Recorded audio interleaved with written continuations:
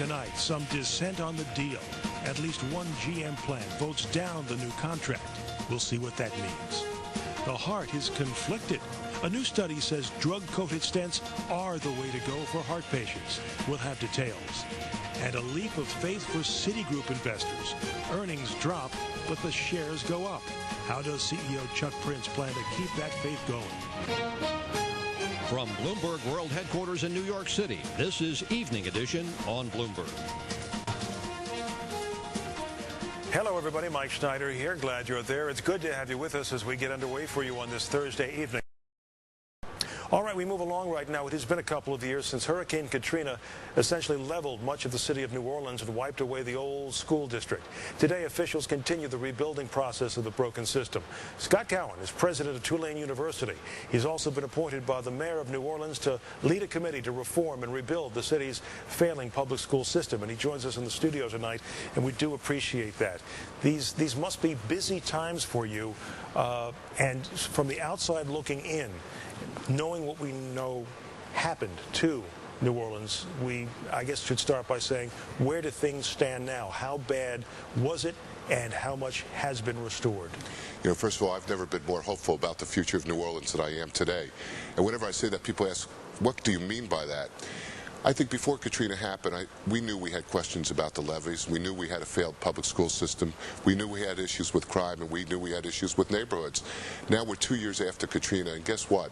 We're now making progress on every one of those issues that we couldn't solve before the storm, and we're going to be a lot better city in the long run because we're working on the tough issues right now. You got universal acclaim throughout this country for your ability to get your campus back together, to get the kids back in class, to get the students studying, to get the buildings and the campus functioning again.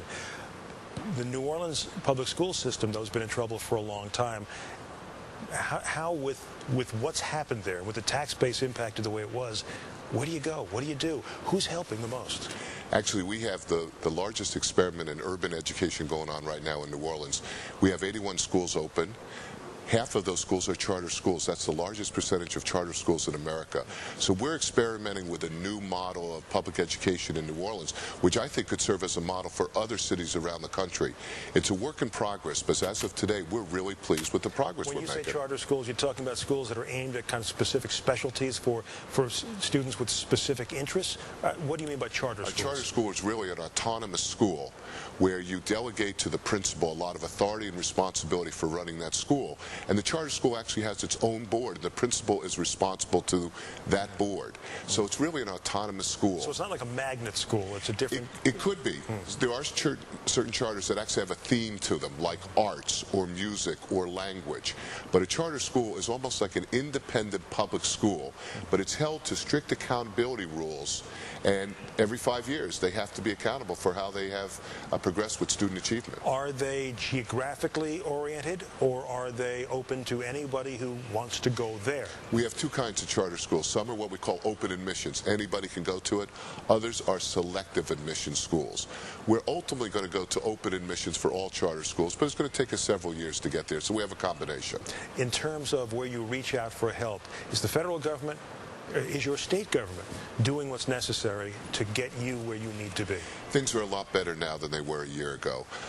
I think we were all very disappointed and frustrated with the federal government's response after the storm. We're now, I think, making more progress. Having said that, we're still going to need additional help, in particular from the federal government and from the state. Because we're finding 2 years later that the damage was much more devastating than what we thought, and quite honestly, not enough funds have been allocated. Do you have enough books? Do you have enough classroom space? Do you have all of the tools of education necessary? In public education, the three biggest problems we still have are facilities, funding, and a lack of teachers. So we need help on all three of those issues. To give you an example on facilities, we sustained $1.5 million worth of damage in the public school system just to the facilities alone. Most of that money will come from FEMA, but it's been a very long and excruciating process to get that money.